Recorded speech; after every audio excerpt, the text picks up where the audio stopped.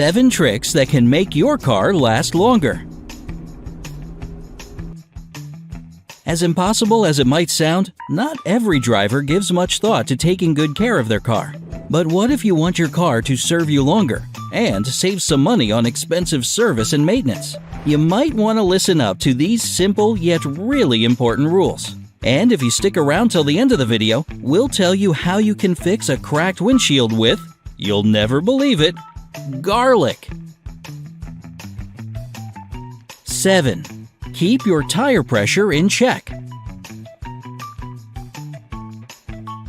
Having the correct tire pressure is a sort of Goldilocks situation. If it gets too low or too high, you can have serious problems. When tires don't have enough air, too much heat is generated inside because the resistance against the road is stronger.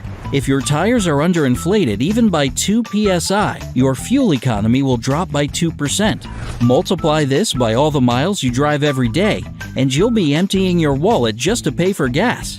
And get ready to shell out more money on the tires because the same tire underinflated by 2 psi will last 4,000 miles less. And if you're thinking, I'll just overinflate my tires and get crazy awesome gas mileage, well, think again. Tires with too much air in them negatively affect the car's drivability and handling. Your chances of skidding, hydroplaning, or having an accident increase significantly. To avoid these situations, check your tire pressure at least twice a month, but once a week is even better. While adding air to your tires, make sure they aren't warm to the touch and don't overfill them. You also have to change your tires in a timely fashion. Don't forget about seasonal tire changes and remember to swap your front and rear tires at least once a year. 6. Take it easy on the gas and brake pedals. Sharp acceleration and abrupt braking might feel like fun, but they're actually extremely harmful to vehicles. They do a number on the different systems in the car. The transmission and engine suffer a lot, and brake pads and discs wear out much faster.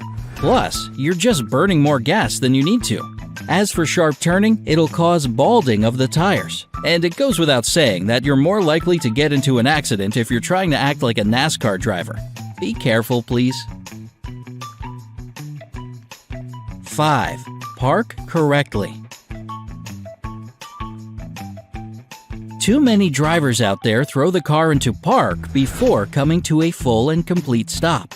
You have to avoid this habit because it takes a real toll on the transmission and leads to an expensive repair. The same goes for putting the car into drive or reverse before stopping fully. Don't do it! You should always stop the car completely and only then change the gear.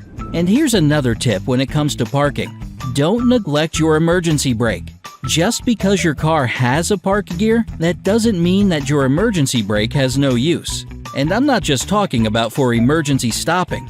If you decide to park on an incline, and you should remember that there are almost no perfectly flat surfaces, and put your car in park, it puts too much pressure on the transmission. In rare cases, it can even become dislodged or break down. So the best option is to use the emergency brake. Plus, when you don't use it for long periods of time, the cables connected to it can deteriorate, and it might let you down in an emergency. 4. Don't ignore the dashboard. With the help of the symbols on the car's dashboard, your car can tell when something's wrong. Like when the engine's overheated, something's wrong with the electrical system, or the brake fluid level is too low.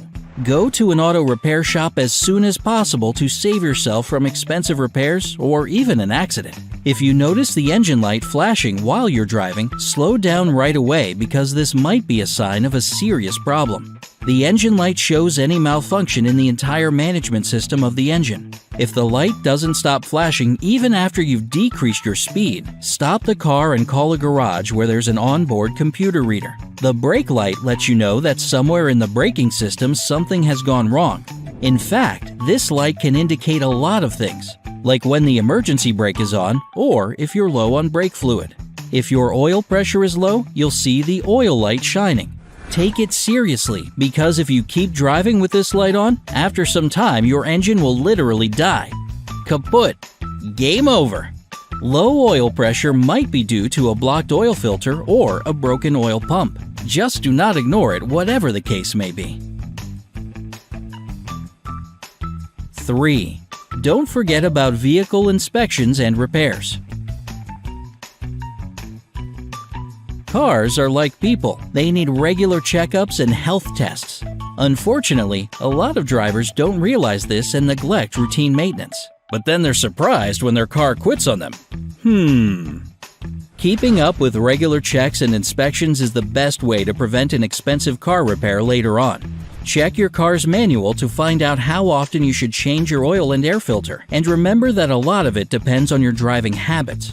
And don't forget about checks you can do yourself, like oil level, tire pressure, wiper fluid, and so on.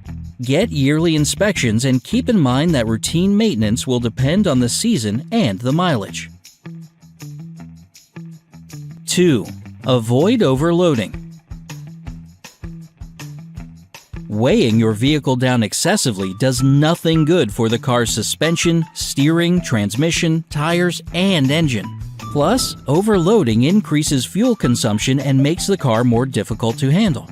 To avoid these problems, you should get acquainted with the maximum load capacity for your car and stick to it. Try to get rid of all the useless stuff in your car.